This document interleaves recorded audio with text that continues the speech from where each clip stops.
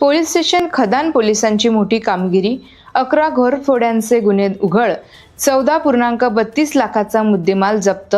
Akola police station खदान पोलिसांनी घरफोडीच्या 11 घटनांचा छडा लावत 2 आरोपींना अटक केली असून एकूण 14,32,500 रुपयांचा मुद्देमाल जप्त करण्यात आला आहे.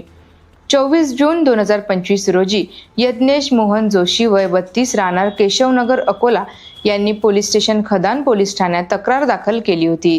ते काही कामासाठी बाहेर गेले असता त्यांच्या अनुपस्थितीत अज्ञात व्यक्तींनी घराचे कुलूप तोडून 47,200 रुपयांचा ऐवज चोरी केला होता. यावरून पोलिसांनी कलम 311, 4, 305 BNS अन्वये गुन्हा दाखल करून तपास केला होता.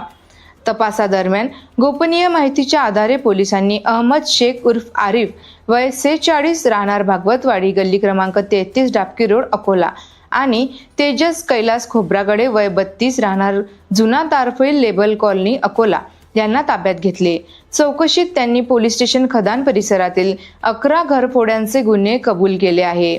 पोलिसांनी त्यांच्या ताब्यातून सोने 113 ग्रॅम किंमत 10,17,000, चांदी 2.910 किलो किंमत 2,61,000, 2 मोटारसायकल किंमत 1,50,000, इतर साहित्य 500 रुपये असा एकूण 14,32,500 रुपयांचा मुद्देमाल जप्त केला आहे.